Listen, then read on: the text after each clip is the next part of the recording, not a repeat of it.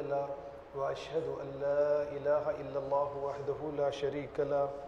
وأشهد أن محمدا عبده ورسوله أرسله بالحق بشيرا ونذيرا يا أيها الذين آمنوا اتقوا الله حق تقاته ولا تموتن إلا وأنتم مسلمون يا أيها الناس اتقوا ربكم الذي خلقكم من نفس واحدة وخلق منها زوجها وبث منهما رجالا كثيرا ونساء واتقوا الله الذي تساءلون به والأرحام إن الله كان عليكم رقيبا يا أيها الذين آمنوا اتقوا الله وقولوا قولا سديدا يصلح لكم أعمالكم ويغفر لكم ذنوبكم ومن يطع الله ورسوله فقد فاز فوزا عظيما أما بعد فإن خير الحديث كتاب الله وخير الهدي هدي محمد صلى الله عليه وسلم وشر الأمور محدثاتها وكل محدثة بدعة وكل بدعة ضلالة وكل ضلالة في النار قال الله تعالى في القرآن المجيد فإذا قرأت القرآن فاستعذ بالله من الشيطان الرجيم أعوذ بالله السميع العليم من الشيطان الرجيم بسم الله الرحمن الرحيم يا أيها الذين آمنوا كتب عليكم الصيام كما كتب على الذين من قبلكم لعلكم تتقون معزز حاضرین مسجد، پچھلے خطبہ جمعہ کے موقع پر رمضان المبارک کی آمد ہے، اسے موضوع بناتے ہوئے میں نے قرآن کریم کی آیات کی روشنی میں اور نبی کریم صلی اللہ علیہ وسلم کی احادیث کی روشنی میں یعنی روزے کا مقصد، روزے کی روح کیا ہے،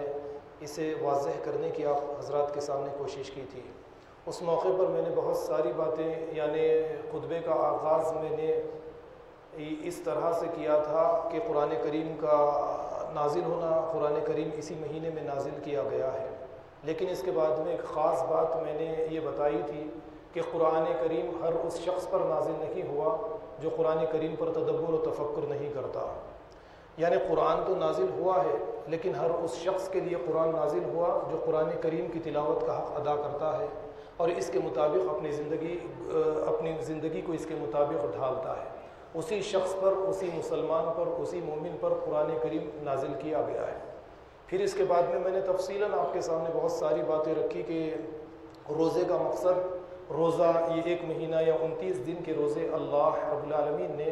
ہمارے اوپر کس لیے فرض کیے، صرف بھوکا اور پیاسا رکھنا اللہ رب العالمین کا یہ مقصد نہیں ہے، بلکہ اس 1 مہینے کی تربیت کے ذریعے ایک ایسی سوسائٹی، مسلمانوں کی ایک ایسی اجتماعیت تیار کرنا ہے جس کے ذریعے سے پچھلے خطبہ جمعہ کے موقع پر تو میں نے یہ مثال آپ کے سامنے نہیں رکھی، لیکن آج اس خطبہ جمعہ کے موقع پر اس مثال کو بھی آپ کے سامنے پیش کر دوں کہ آپ دیکھیے جس سال میں روزے فرض کیے گئے اسی سال جنگ بدر ہوتی ہے اور صرف 17 یا 16 دنوں کے روزے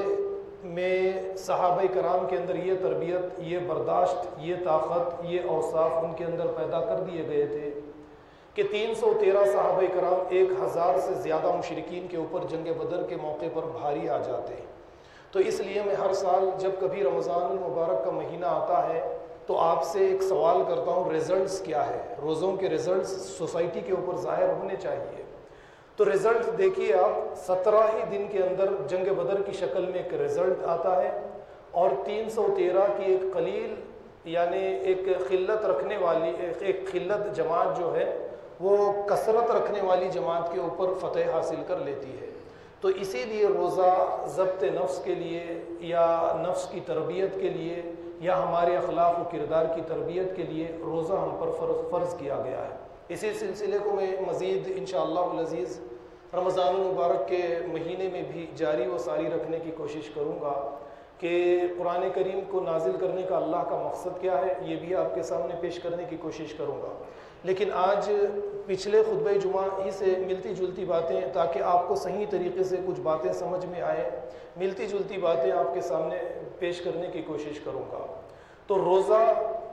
ہم یہ اپنی اردو زبان کے اندر یہ ایک لفظ استعمال کر لیتے ہیں، اگر آپ عربی میں دیکھیں گے روزہ تو عربی میں اسے صوم کہا جاتا ہے، اور عرب کے یہاں پر صوم سے مراد یہ لی جاتی تھی کہ عرب، آپ اچھی طرح سے جانتے ہیں کہ عرب اونٹ یا گھوڑے کا سفر کیا کرتے تھے، تو عربوں کے یہاں پر جو گھوڑا سرکشی اختیار کرتا، مالک کی نافرمانی کرتا، وہ مالک کو سوار ہونے نہیں دیتا، باغی بن جاتا، تو اس باغی گھوڑے کی تربیت کے لیے دو اس کے اگلے پیروں کو باندھ دیا جاتا تھا اور اس کے گردن میں رسی ڈال کر کسی چیز سے اسے باندھ کر اسے بھوکا اور پیاسا رکھا جاتا تھا۔ اسی کو عرب جو ہے یعنی صوم کہا کرتے تھے۔ ہم اردو اپنی زبان کے اندر اس کو روزہ کہتے ہیں۔ یہ اچھا ہے کہ ہم نے زکوٰۃ ہے یا پھر حج ہے، اس کے کوئی اور معنی نہیں کیے، یہ اس کو زکوٰۃ کو ہم نے زکوٰۃ ہی باقی رکھا، اور اس طریقے سے حج کو ہم نے حج ہی باقی رکھا، اور لیکن ہم نے کیا کیا، صوم کو ہم نے روزہ کر دیا، صلاۃ کو ہم نے نماز کر دیا، کچھ چیزوں کے ہم نے نام بدل دیے، تو اس کے بعد میں جیسے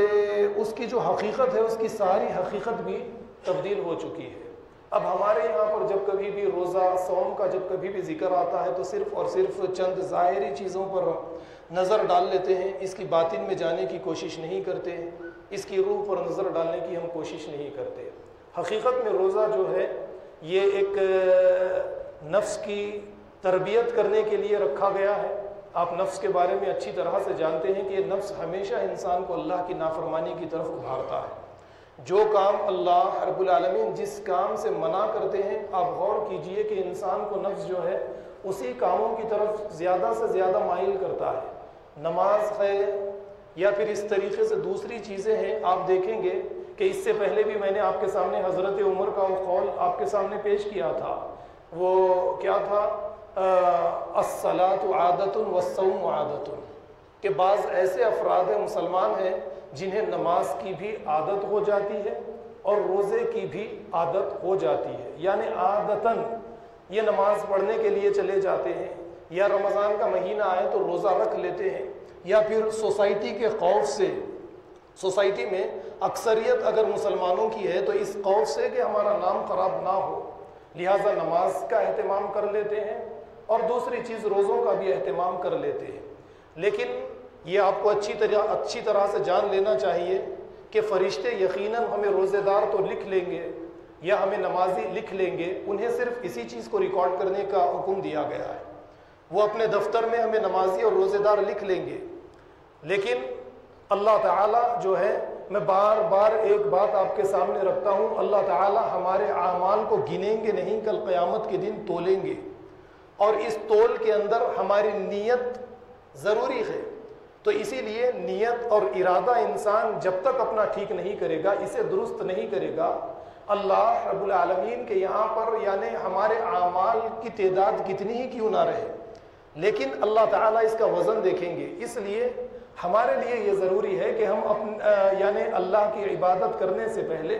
اپنے ارادے اور اپنی نیت کو ہم درست کریں۔ تو اب صوم کے بارے میں ہمیں اچھی طرح سے یہ جان لینا چاہیے کہ اللہ رب العالمین نے ضبط نفس کے لیے اور ہماری نفس کی تربیت کے لیے اس ایک مہینے کے روزوں کو فرض کیا ہے۔ اب اس کے لیے وہ حدیث جو پچھلے خطبہ جمعہ کے موقع پر میں نے آپ کے سامنے پیش کی تھی، جس حدیث میں نبی کریم صلی اللہ علیہ وسلم نے فرمایا، من صام رمضان ایمانا و احتسابا غفر له ما تقدم من ذنبه، کہ جو مسلمان رمضان المبارک کے روزے اس نیت سے، اس ارادے سے رمضان المبارک کے روزوں کی شروعات کرتا ہے کہ وہ رمضان المبارک کے روزے اس نیت سے، اس ارادے سے رکھے کہ اپنے اعمال کا، اپنی زندگی کا، اپنے اخلاق کا، اپنے کردار کا محاسبہ کرے گا، یعنی حساب و کتاب لے گا کہ میں صحیح راستے پر ہوں یا غلط راستے پر ہوں، میرا نفس مجھے اللہ کی نافرمانی کی طرف لے جا رہا ہے یا اللہ کی فرما برداری کی طرف لے جا رہا ہے۔ تو اب اس مہینے میں اس نیت سے جو روزوں کا اہتمام کرتا ہے، اپنی نفس کا محاسبہ کرتا ہے اور یہ کوشش کرتا ہے کہ اپنے ارادے کو نفس پر غالب کرنے کی پوری کوشش کرتا ہے، اور اپنے ارادے کو اس طرح طاقتور بناتا چلا جاتا ہے کہ جو یہ ارادہ اللہ رب العالمین کا جو ارادہ ہے اسی کے مطابق اپنی زندگی گزارنے والا بن جاتا ہے، تو اس کا روزہ اللہ کی بارگاہ میں یقیناً قابل قبول رہے گا۔ تو اب اس اعتبار سے اس رمضان المبارک کے اس مہینے میں روزوں کا آغاز ہمیں اس طرح سے کرنا ہے کہ ہم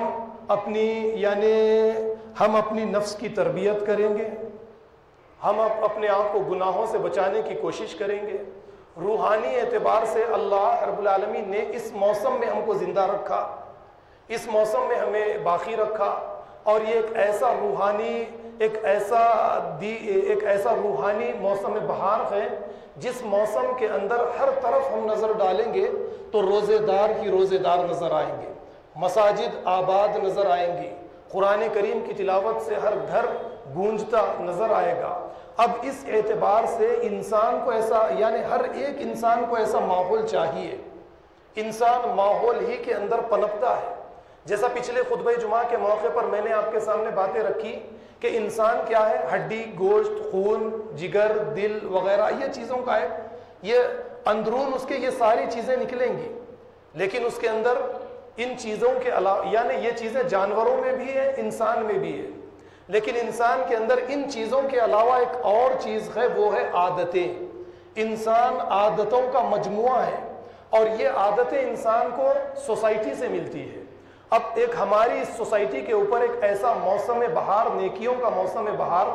آیا ہے، اس موسم بہار کا ہم صحیح فائدہ اٹھا کر، کیونکہ دل ہمارے قرآن کے لیے نرم ہو چکے، ہمارے دل تقوی کے لیے نرم ہو چکے، ہمارے دل اللہ کی طرف بڑھنے کے لیے نرم ہو چکے۔ اب ایسے موقع سے فائدہ اٹھاتے ہوئے سب سے پہلا کام ہمیں یہی کرنا ہے کہ ہم اپنی نفس کا محاسبہ کریں، ہم اپنی نفس پر لگام کس دیں،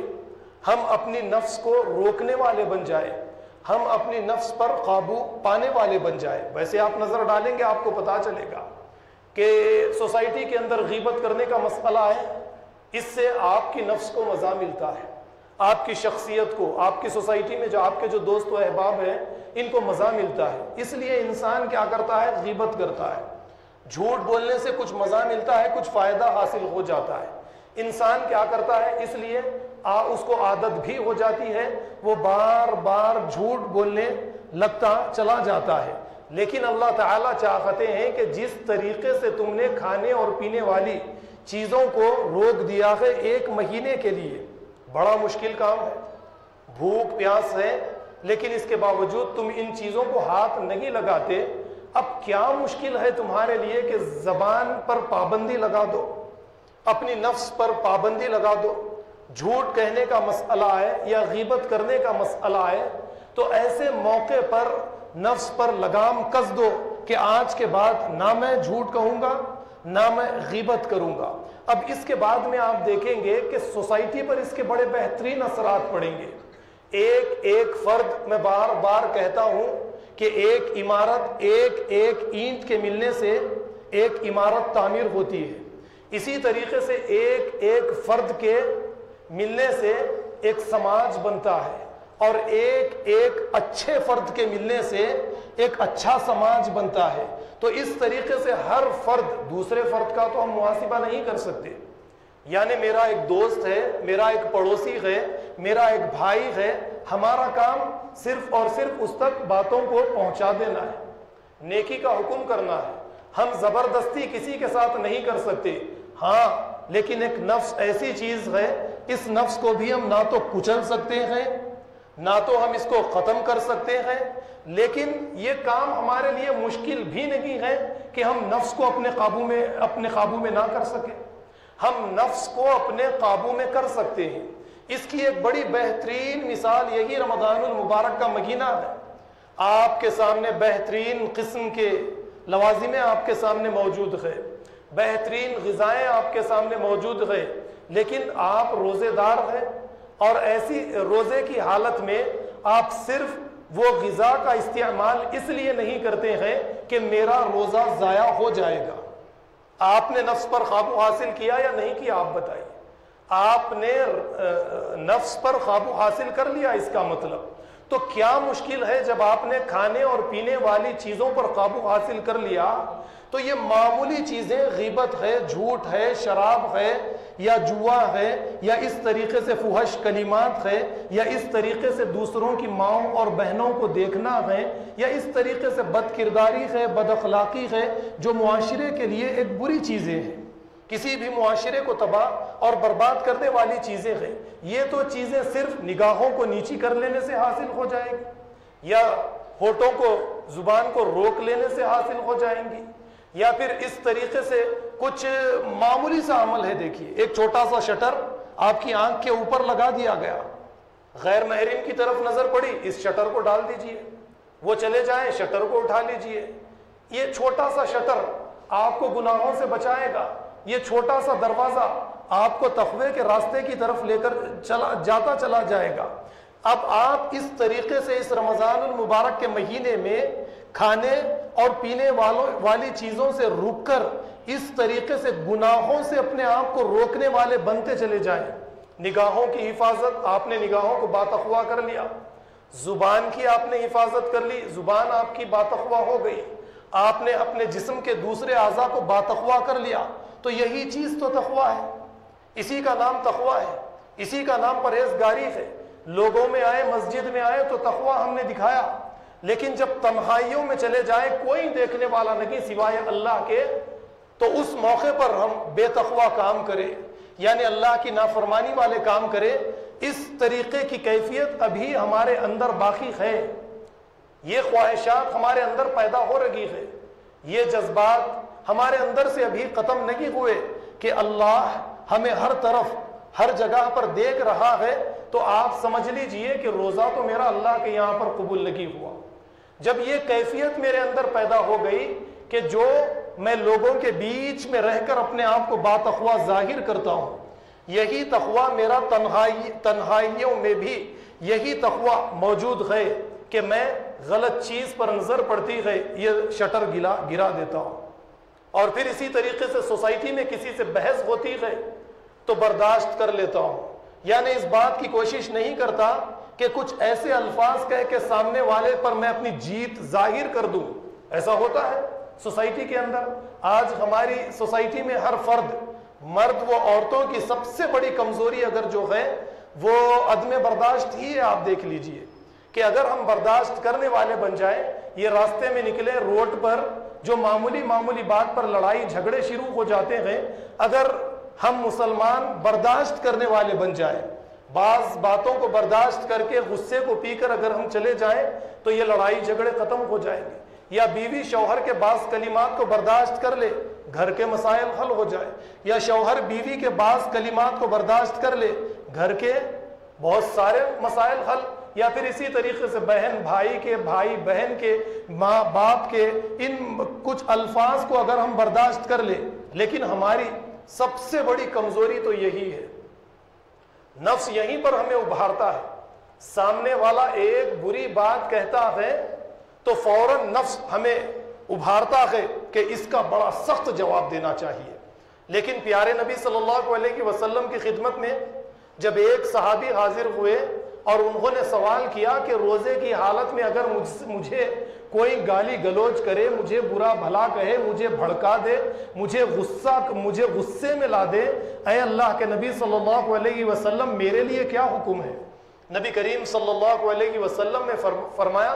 فَلْتَقُلْ اِنِّي صَائِمٌ اِنِّي صَائِمٌ، تو کہہ دے میں روزے دار ہوں، میں روزے دار ہوں۔ اس طریقے سے آپ کو اپنی نفس پر قابو پانا ہے۔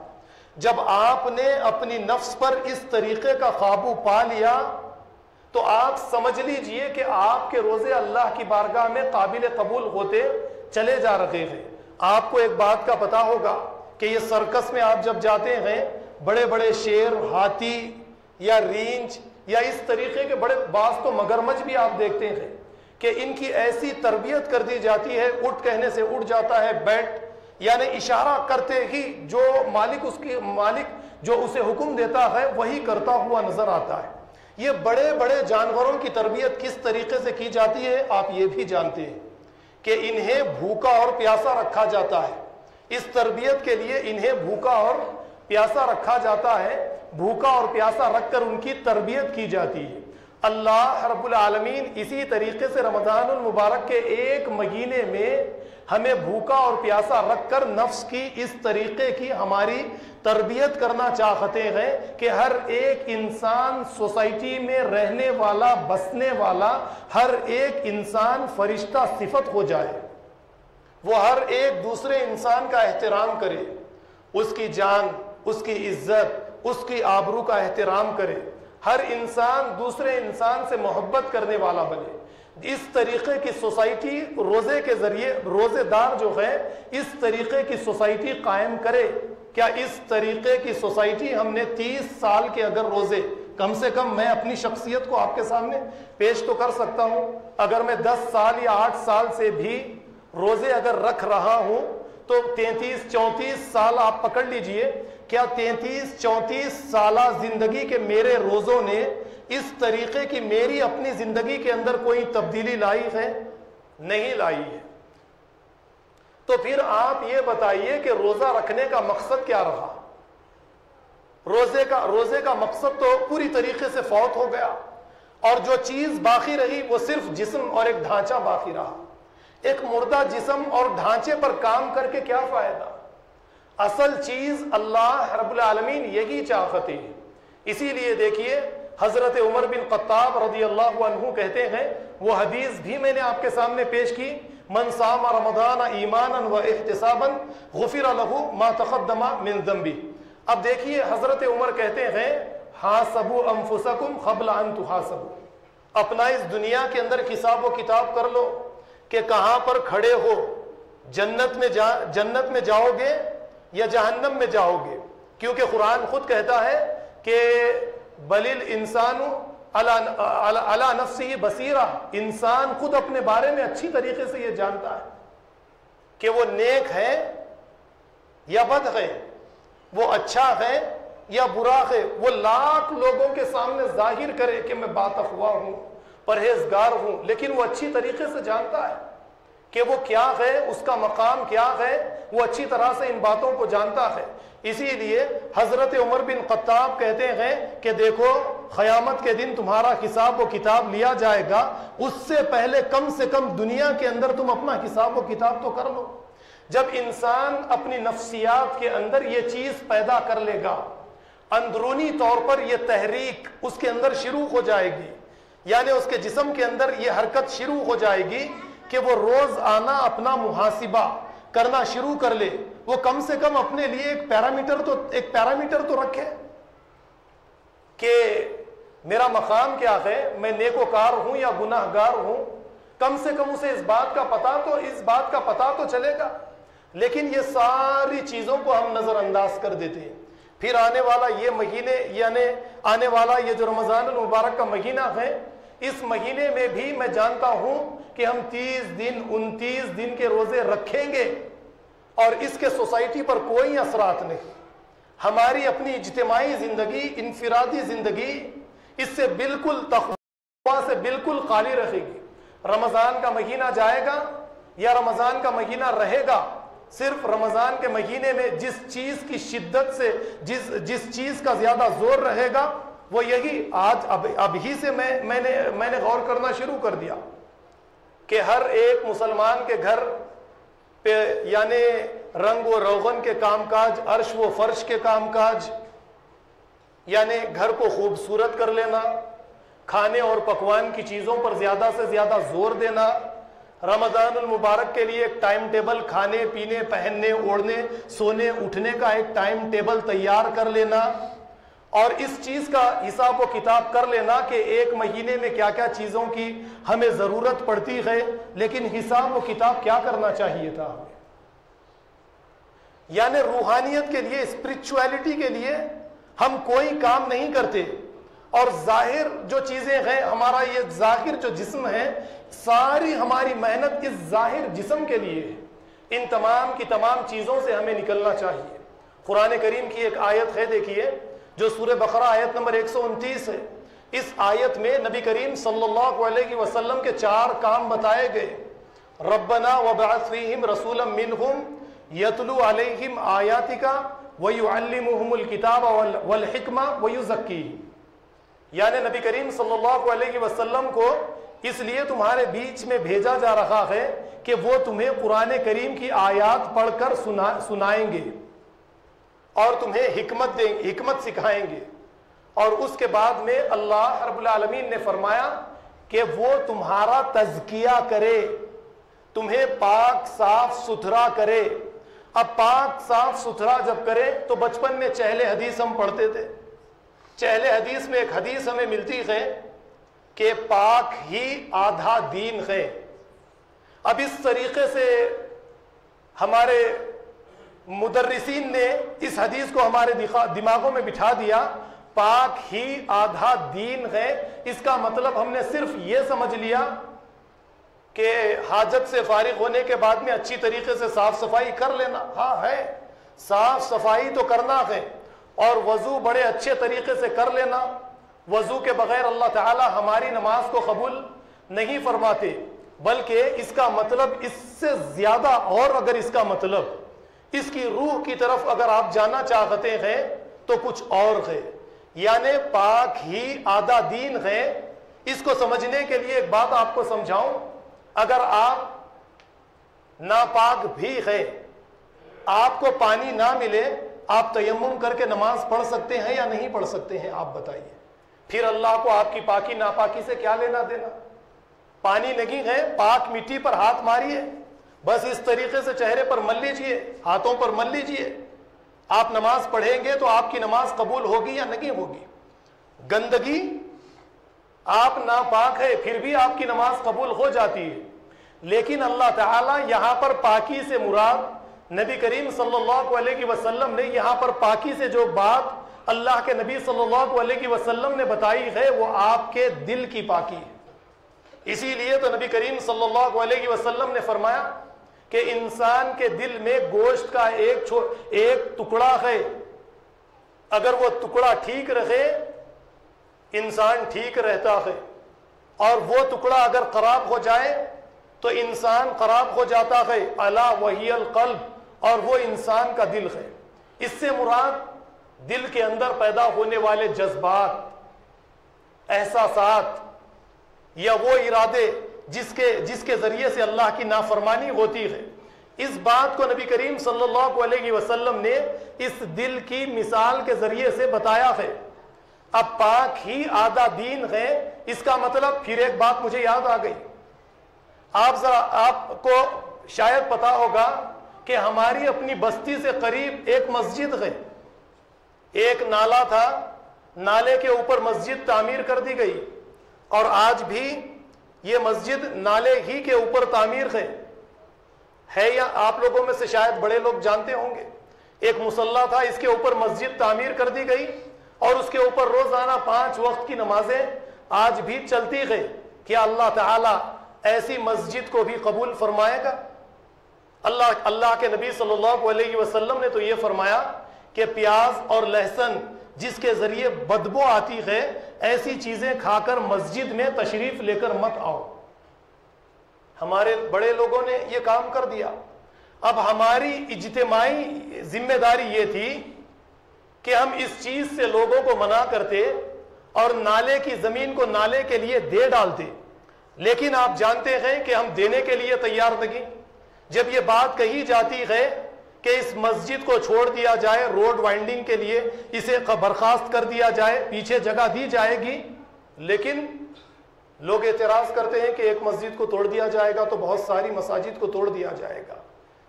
یعنی ہم حق بات کو قبول کرنے کے لیے بھی تیار نہیں ہیں, پھر سارے کے سارے روزے دار. اب دیکھنے والے غیر مسلمین جو زیادہ عمر کے ہیں وہ ان باتوں کو جانتے ہیں کہ یہاں سے ایک نالا جاتا ہے, اس مسجد کے نیچے ایک سرکاری نالا ہے